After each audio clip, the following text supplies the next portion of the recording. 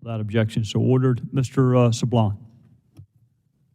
Um, Thank you, Mr. Chairman, Chairman Gaudy, and of course, Ranking Member Cummings for the opportunity to sit in with your committee for today's hearing. At the risk of overextending my invitation, I also ask that this committee continues its examination of how the federal government responds to disasters and to include in that examination Typhoon Soudelor, Typhoon Mangkhut, and Super Typhoon Yutu, the largest storm on planet Earth this year, in its examinations. Thank you. The Northern Mariana Islands, my district was struck by Soudelor about 3 years ago, Typhoon Mangkhut, and on September 10 and October 24 by Super Typhoon Yutu. We're still and slowly recovering. We're Typhoon Alley, so we deal with many storms, several a year. But I want to take this moment to thank the American people for all that they're doing to help their fellow Americans in the Marianas rebuild their lives. I want to acknowledge the work that the 1,345 federal employees assigned to the Marianas are doing, including many from some Army Corps, many from FEMA, and other the Department of Defense personnel as well. Please know that I'm very grateful for their help. But I'm not satisfied with their work. How can I be when so many people I represent remain without power and water, living in shelters and tents, many children, their children not in school, without jobs and income, struggling day by day. After going through a typhoon, I have gone over hundreds and hundreds of typhoons. I've never seen one like this. A gentleman whose roof flew when the eye was just passing by. He told me, he said, Congressman Sablan, I have never seen that the air around me and the clouds were color pink. That was the eye passing. But reading the committee's report on the federal response in other parts of the country, I see that I am not alone in my dissatisfaction. Let me explain something. In Typhoon Soudelor, about 3 years ago, a dialysis center came to me and asked me to help him find fuel for his generator so his 61 patients don't have to get up and be moved to Guam for their dialysis. In Typhoon Yutu, he came to me and asked for water. 61 patients that our hospital, the only other dialysis center, couldn't handle. But these are things that should have been already in some checkbox, there's that dialysis center, let's check on him, how's he doing? But no, it's not.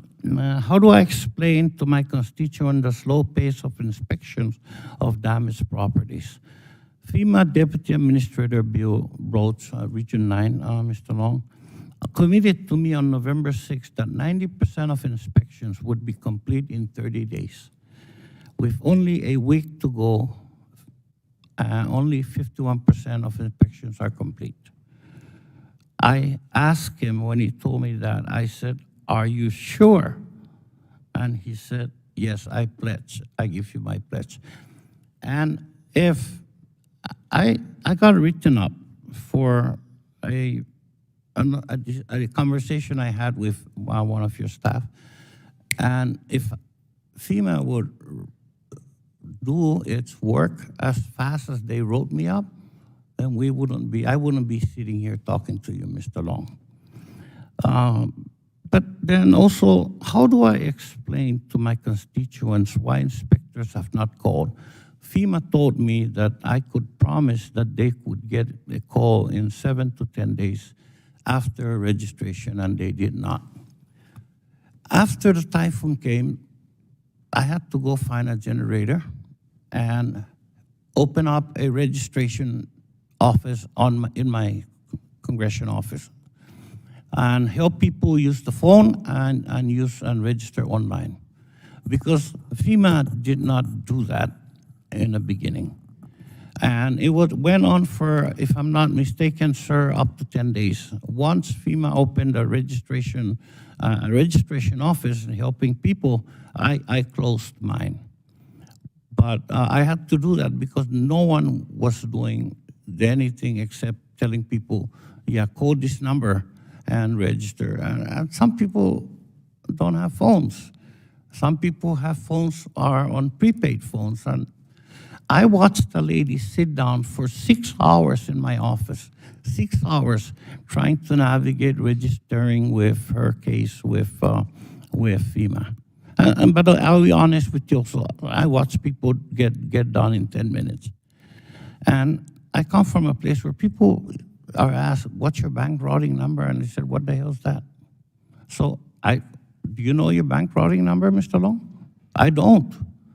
See, so The gentleman's out of time, but if you may I would, just have another minute? May I, please, Mr. Chairman? Please. I'll give you one more to go along with Thank the one you. I've already given you. Thank you, sir. And again, you know, Mr. Long, I'm not holding this against you, but how do I explain to my constituents why FEMA send inspection notices or payments to the physical location of damaged homes instead of to post office boxes?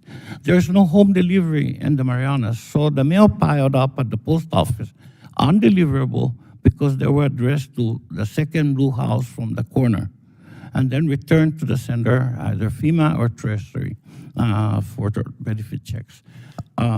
All of these things. And, you know, again, I got attached at FEMA, I think, reservist. And when I'm talking to him, and how do I get answers to these questions? You know, when FEMA staff assigned to the congressional liaison on the ground never know. I get so tired of hearing, I don't know, Congressman. I'm asking him a question and he's using his phone. I'm serious. I don't, Okay. this goes on. Yeah. And Can he says we can't meet till 11 o'clock because he has 2 updates in the morning to meet. And he cannot answer my question. Every question I ask is, I don't know. The next person that talks to me, every question I ask is, I will have to ask and get back to you.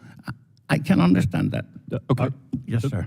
The gentleman's extra minute is up, but if I you know, would like I'm to sorry. respond, you can. Congressman, first of all, the Mariana Islands took a tremendous hit. You're exactly right. Typhoon Yutu. We have over 1,200 federal government employees out there responding now. agree. And it's my understanding that we put roughly $3 million in the hands of those who have registered and were eligible for assistance, Yes, with sir. individual assistance.